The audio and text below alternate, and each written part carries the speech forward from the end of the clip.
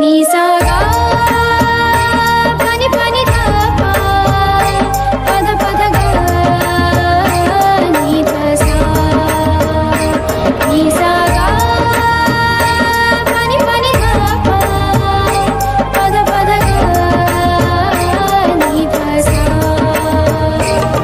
ही गाथा अस्तित्वाची शौर्याची पराक्रमाची ही गाथा अस्तित्वाची शौर्याची पराक्रमाची या मातीमधल्या कणाकणातील मौल्यवान रत्नांची या मातीमधल्या कणाकणातील मौल्यवान रत्नांची कर्तृत्व इथे गगनाला भिडे परिमोल जाणून घेऊ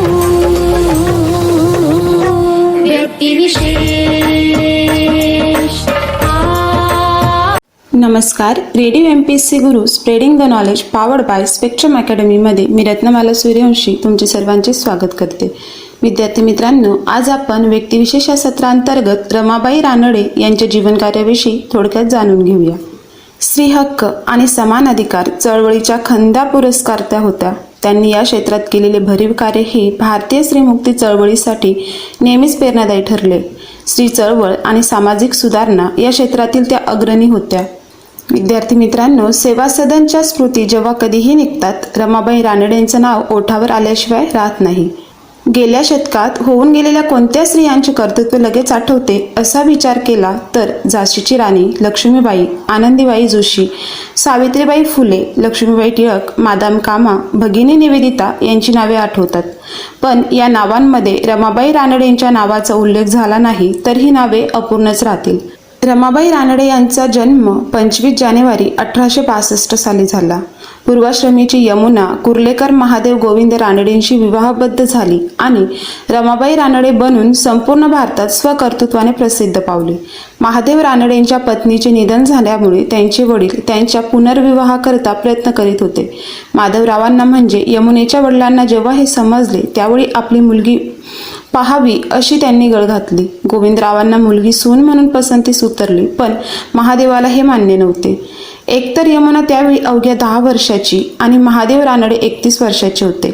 शिवाय महादेवांना एखाद्या विधवेशी विवाह करण्याची इच्छा होती, पण वडिलांच्या हट्टापुढे त्यांनी नमते घेतले आणि उभयंताचा विवाह संपन्न झाला. विवाहानंतर महादेव रानडेंनी रमाबाईंना शिक्षित करावयाचे ठरवले आणि स्वतः त्यांना शिकवू लागले. रोज रात्री 2 तास ते त्यांना शिकवित असत. सुरुवातीला त्यांना अक्षर ओळख देखील नव्हती, पण स्वतःच असलेल्या बुद्धिचातुर्याने आणि अभ्यासाची आवड असल्याने त्यांना शिक्षणाची गोडी लागली. पुढे महादेव रानडेंना जेव्हा कामामुळे शिकविणे अवघड होऊ लागले त्यावेळी सगुणाबाई देव या महिला प्रशिक्षण शाळेच्या शिक्षिका रमाबाईंना शिकविण्यास येऊ लागल्या. काही काळानंतर महादेव रानडे यांची विशेष न्यायाधीश म्हणून दुसऱ्या गावी बदली झाली. त्यामुळे त्यांना बदलीच्या गावी राहावे लागणार होते. तेव्हा रमाबाईंना इंग्रजी शिकवण्यासाठी वानवडी येथील मिस हरफर्ड या झनाना मिशनच्या शिक्षिकेची नेमणूक झाली. त्या नियमित रमाबाईंना 3-3.5 तास इंग्रजी शिकवित असत. त्या शिकून गेल्यानंतर घरातील अक्का रमाबाईंना विहिरीवर जाऊन स्नान कराव्यास सांगत. त्याखेरीज त्यांना घरात वावरण्यास मज्जाव करण्यात आला. रमाबाई अक्कांच्या आज्ञेनुसार रोज शिकवणी झाल्यानंतर विहिरीवर स्नान करू लागल्या. त्यामुळे त्यांची प्रकृती बिघडली. ही गोष्ट ज्या वेळेस महादेव रानडेंच्या कानावर पोहोचली तेव्हा त्यांनी स्नान करावयाची आवश्यकता नसल्याने घरच्या मंडळींना सुनावले आणि त्यामुळे अक्कांनी माघार घेतली व शिकवणी झाल्यानंतर विहिरीवरच्या स्नानातून रमाबाईंची सुटका झाली. विद्यार्थी मित्रांनो, आता जाणून घेऊया रमाबाईंच्या आयुष्यातील काही महत्त्वाच्या गोष्टी. रमाबाई मुळातच बुद्धिमान असल्याने काही वर्षामध्ये त्यांनी शिक्षण क्षेत्रात चांगलीच कामगिरी केली. 20व्या वर्षी शिक्षिका नेमण्याकरता शिक्षण खात्याने नेमलेल्या कमिटीत रमाबाईंची वर्णी लागली. या कमिटीत सगळी पुरुष मंडळी होती. त्यात एकमेव स्त्री म्हणजे रमाबाई रानडे. ज्या काळात शिक्षण ही वर्ज्य गोष्ट समजली जात होती त्या काळात रमाबाई पतीच्या मदतीने उच्च शिक्षित झाल्या. केवळ स्वतः शिक्षित झाल्या असे नव्हे तर इतर स्त्रियांनी शिकावे याकरता त्यांनी बरेच प्रयत्न केले. उत्तम गृहिणी म्हणून भूमिका बजावत असताना पतीला सामाजिक कार्यात त्यांनी बरोबरीने सहाय्य केले. रमाबाईंनी मराठी, इंग्रजी, हिंदी, बंगाली या भाषांमध्ये विशेष प्रावीण्य मिळवले. महादेव रानडेंच्या कार्यापासून प्रेरणा घेत रमाबाईंनी स्त्रियांच्या सुधारणा चळवळीत हिरिरीने भाग घेतला. पुण्यात सेवा सदन या महिला संस्थेचे अध्यक्षपद त्यांनी यशस्वीपणे भूषविले. मुलींकरता पुण्यामध्ये हुजूर पांगा या शाळेची स्थापना केली. 1901 साली महादेव रानडे यांच्या मृत्यूनंतर रमाबाईंनी स्वतःला राष्ट्रकार्याकरता वाहून घेतले. रमाबाई पुण्यातील येरवडा मानसिक रुग्णालयात आणि कारागृहाला वारंवार भेटी देत असत व तेथील महिलांच्या प्रार्थना सभेला उपस्थित राहून त्यांचे मनोबल वाढविण्याकरिता प्रयत्न करत. सामाजिक ऋण फेडताना रमाबाई अनेक रुग्णालयांना भेटी देत असत. आस्थेने रुग्णांची विचारपूस करून त्यांना फळ, पुस्तक भेट स्वरूपात देत. बाल सुधारगृहात जाऊन लहान मुलांना संस्काराचे धडे देत, गोष्टी सांगत लहान मुलांना खाऊ मिठाई द्यायच्या. गुजरात व काठेवाडी या ठिकाणी 1913ला मोठा दुष्काळ पडला होता. तेव्हा रमाबाईने येथे भेट दिली आणि दुष्काळग्रस्तांना मदत देखील केली. आषाढी आणि कार्तिकी वारी दरम्यान रमाबाई सेवा सदन मधील कार्यकर्त्यांसमवेत आळंदीला जायच्या. वारीत आलेल्या वारक यावर मोफत औषध उपचार करायच्या. रमाबाईंचा सामाजिक कार्यातील सहभाग पाहून अनेक स्त्रियांचा सामाजिक कार्यात सहभाग वाढला. मुंबईमध्ये 1904ला अखिल भारतीय महिला परिषद पार पडली. त्यावेळी त्या परिषदेचे अध्यक्षपद रमाबाई रानडे यांनी भूषविले होते. सेवा सदनच्या अनेक शाखा रमाबाईंच्या मार्गदर्शनाखाली स्थापित झाल्या. अग्नि रुग्णसेविका या सेवा सदनच्या माध्यमातून तयार झाल्या. मुलींची प्रशिक्षण केंद्रे, वसतिगृह असे उपक्रम सेवा सदनच्या माध्यमातून त्यावेळेस राबवले गेले. विद्यार्थी मित्रांनो, रमाबाई रानडे यांच्या सेवा सदननेच पहिली नर्स देशाला दिली. परंतु रमाबाईंनी 1916 मध्ये अब असिस्टंट सर्जन हा अभ्यासक्रम सुरू केला. त्यासाठी विद्यार्थ्यांनी मॅट्रिक पास व शास्त्रीय विषयाची प्राथमिक परीक्षा उत्तीर्ण असली पाहिजे ही अट होती. आजही नर्सिंग कोर्ससाठी वेगळी CET घेतली जाते. 100 वर्षापूर्वी ही सुरुवात रमाबाईंनी केली. केवढी दूरदृष्टी! 100 वर्षापूर्वी मुलींना शाळेतही जाण्यासाठी संघर्ष करावा लागायचा. तिथे पुढचं शिक्षण घेऊन त्यांना स्वतःच्या पायावर उभं करणं केवढं धाडसाचं काम. पण रमाबाईंनी ते 100 वर्षापूर्वी केलं. अनेकींचं आयुष्य मार्गी लागलं. रमाबाई रानडे यांच्या विचारातून, कष्टातून उभं राहिलेलं सेवा सदन आजही स्त्री शिक्षणाची साक्ष देत ठामपणे उभं आहे. मात्र ते घडलं 100 वर्षापूर्वी. महात्मा गांधी आणि कस्तुरबा गांधी यांनी सदाशिव पेठेत सेवा सदन मध्ये प्रत्यक्ष येऊन रमाबाईंच्या कामाची पाहणी केली. तो दिवस सेवा सदनसाठी महत्वाचा ठरला. न्यायमूर्ती रानडे यांच्याबद्दलचा आदरभाव व रमाबाईंबद्दलचा स्नेहभाव गांधींनी आपल्या भाषणात व्यक्त केला. स्त्रियांना शिक्षणाचा नवा मार्ग रमाबाईंनी दाखवला याबद्दल गांधीजींनी रमाबाईंची प्रशंसा केली. इथल्या वसतिगृहात शिक्षणासाठी मराठा, ब्राह्मण, मुसलमान, ख्रिश्चन अशा सर्व जाती धर्माच्या मुली राहत होत्या. त्या दृष्टीने 1915, 1916 आणि 1917 ही 3 वर्ष रमाबाईंच्या आयुष्यातील महत्त्वाची वर्ष ठरली.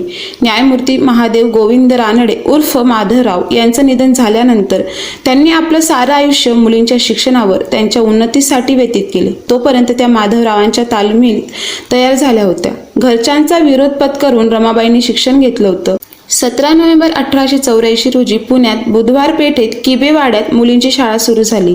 पण त्यापूर्वी जी सभा घेण्यात आली तेव्हा गव्हर्नर सर जेम्स फर्ग्युसन यांना बोलवण्यात येऊन त्यांच्या पुढे शाळेची मागणी करण्यात आली. तेव्हा सभेला पुढाकारी सरकारी अधिकारी, सरदार अशी प्रतिष्ठित स्त्री पुरुष मंडळी होती. त्या सभेत जे निवेदन वाचायचं होतं ते इंग्रजीत होतं. माधवरावाने सोप्या भाषेत लहान लहान वाक्यात लिहून देऊन ते रमाबाईंना वाचायला सांगितलं. प्रथम रमाबाई घाबरल्या, पण नंतर अवसान गोळा करून त्यांनी ते सभेत वाचलं. माधवरावांनाही समाधान वाटलं. श्रोत्यांना भाषण आवडलं. पण घरी इंग्रजी भाषणाचे वृत्त समजताच आगडोंब उसळला. रमाबाईंबरोबर माधवरावांनाही बोलणी खावी लागली. इतकं की 2000 लोकांसमोर बायको इंग्रजी वाचते याची लाज कशी वाटली नाही, डोक्यावरचे पागोटे तरी कसे राहिले, अशी खूप काही रमाबाई व माधवराव यांनी उत्तर दिली नाही. पण त्यांनी रमाबाईंना उपदेश केला. म्हणाले, त्याचे वाटेल तसे बोलणे मुकाट्याने ऐकून घेणे त्रासाचे आहे. मी जाणतो, पण आज होणाऱ्या त्रासापासून शोषितपणा आपण जो शिकू तो जन्मभर उपयोगी पडेल. काही न बोलता योग्य दिसेल ते करायचे, सोडायचे नाही. माधवरावांचा त्या खराखुरा आधार होता. मात्र रानडे यांचे निधन झाल्यानंतर घरातील सावत्र सासू, नणंद आणि अन्य स्त्री पुरुष यांच्या म्हणण्याला न जुमानता रमाबाईंनी केशवपण करायला ठाम नकार दिला. आनुषंगिक वस्त्रही नाकारली. त्यांनी वर्षभर स्वतःला घरात बंद करून घेतलं. मात्र याच काळात त्यांच्या पुढच्या आयुष्याची आखणी तयार झाली असावी. त्यानंतर त्यांनी संपूर्ण आयुष्य समाजसेवेला वाहून दिलं. अल्पवयीन मुलींचं देवधर्माच्या नावाखाली केलं जाणारं लैंगिक शोषण थांबवावं यासाठी सर भांडारकरांनी गव्हर्नरला पत्र लिहिलं. त्याखाली पुण्या मुंबईतील 215 सुधारकांनी सह्या केल्या. यात 2 स्त्रिया होत्या, काशीबाई कानिटकर आणि रमाबाई रानडे. मुंबईत असताना 1894 मध्ये रमाबाईंनी Hindu ladies social and literary club स्थापन केला होता. त्याच पद्धतीचा क्लब पुण्यात 1902 मध्ये आपल्या वाड्यात स्थापन केला. स्त्रियांच्या उन्नतीकरता हा क्लब होता. आनंदीबाई भट यांच्या सहकारी होत्या. त्यासाठी संस्थेच्या वतीने उद्बोधक, व्याख्यान, कीर्तन, सणांच्या निमित्ताने मेळावे भरत. त्यात हिंदू, पारशी, मुसलमान, ख्रिश्चन, गुजराती वगैरे निरनिराळ्या जाती धर्माच्या 200 स्त्रिया होत्या. क्लबतर्फे दुपारचे स्त्रियांसाठी वर्ग चालवले जात. मराठी, इंग्रजी शिकवत. प्रथमोपचार, शिवण आणि धार्मिक ग्रंथांचं वाचनही असे. पुण्यात येणाऱ्या ब्रिटिश गव्हर्नरांच्या पत्नीही रमाबाईंच्या कामात सामील होत्या. हे काम म्हणजे सेवा सदनचं पायाभूत काम होतं. विद्यार्थी मित्रांनो, परदेशात एलिमी पंखहस्त स्त्रियांना मतदानाचा हक्क मिळावा म्हणून लढत होती. ते लोण इथेही आलं. त्याचवेळी देशात स्त्रियांना मताचा अधिकार द्या अशी चळवळ सुरू झाली होती. पार्लमेंटला निवेदन पाठवले गेली. नंतर मुंबई इलाख्यातील स्त्री मताधिकाराच्या चळवळीसाठी 20 प्रमुख स्त्रियांची समिती नेमण्यात आली. त्यात रमाबाई प्रमुख अधिकारी पदावर होत्या. लंडनमध्ये सरोजिनी नायडू, ॲनी बेझंट या स्त्रिया त्यासाठी कार्यरत होत्याच. अन्य स्त्रियांबरोबर रमाबाई रानडे यांनी सर्व्हंट ऑफ इंडिया या साप्ताहिकात पत्र लिहून चळवळीचा जोरदार प्रसार केला. मुंबई कायदे काउन्सिलात मताधिकार मिळवण्यासाठी मार्च ते जुलै 1911 असा 5 महिने जोरदार लढा दिला. रमाबाई विमेन्स इंडिया असोसिएशनच्या पुणे शाखेच्या अध्यक्ष होत्या. त्यांनी पुण्यात अनेक सभा घेतल्या. शेवटी 27 जुलै 1921 रोजी विशिष्ट नियमांमुळे मतदार यादीत नाव नोंदवण्याबाबत स्त्रियांची जी स्त्रीत्वमूलक व अपात्रता आहे ती सर्वदा रद्द करण्यात यावी हा ठराव मंजूर झाला. अधिवेशनात ठराव मांडताना रमाबाईंनी इंग्रजीतून केलेली भाषण वाचनीय आहेत. त्याचं हे कार्य लक्षात घेण्यासारखं आहे. सेवा सदन व्यतिरिक्त येरवडा तुरुंगाच्या रमाबाई मानद पर्यवेक्षक होत्या. तिथेही त्यांनी तुरुंगातील स्त्रियांना साक्षर करणं, त्यांना समुपदेशन देणं ही कामगिरी 20 वर्ष केली. कुठेही सामाजिक असमानता दिसली की त्या तिथे जाऊन काम करीत. त्यांनी मानसकन्या सकुहीने सांगितलं म्हणून रमाबाईंनी माधवरावांच्या सहवासातल्या आठवणी लिहून काढल्या. आमच्या आयुष्यातील काही आठवणी हे पुस्तक 1910 मध्ये प्रकाशित झालं. न्यायमूर्ती रानडे यांची धर्मपर व्याख्याने हे पुस्तक रमाबाईंनी वैद्य यांच्या मदतीने प्रकाशित केलं. मार्च 1922 पासून रमाबाईंना हृदयविकाराचा त्रास सुरू झाला. पुन्हा 2 वर्षांनी 1924 मध्ये रमाबाईंना कर्करोगाचा प्रादुर्भाव झाला. या आजारातच 26 एप्रिल 1924 रोजी दुपारी त्या अज्ञाच्या प्रवासाला गेल्या. त्यांच्या अंत्ययात्रेत हजारोंच्या वर स्त्री पुरुष होते. स्त्रिया स्मशानात जात नाही तरीही अनेक स्त्रिया अंत्ययात्रेला स्मशानात गेल्या होत्या. स्मशानात रॅगलर परांजपे व बनुताई भट यांची भाषणं झाली.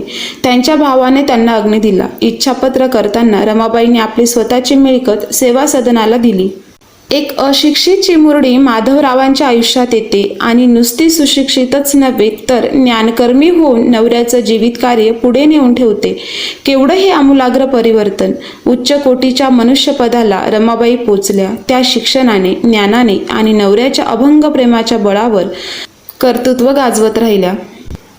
विद्यार्थी मित्रांनो, रमाबाईंच्या सन्मानप्रीत्यर्थ भारतीय टपाल खात्याने 15 ऑगस्ट 1962 त्यांच्या जन्मशताब्दी वर्षात त्यांचे छायाचित्र असलेले पोस्टाचे तिकीट प्रकाशित केले. विद्यार्थी मित्रांनो, रमाबाई रानडे यांचा विदेशातील प्रवास थोडक्यात जाणून घेऊया. पंडिता रमाबाईंनी इंग्लंड, अमेरिका, चीन, जपान इत्यादी देशांचा प्रवास केलेला होता. प्रथमतः आपण जाणून घेऊया इंग्लंड प्रवास व ख्रिश्चन धर्म स्वीकारणे.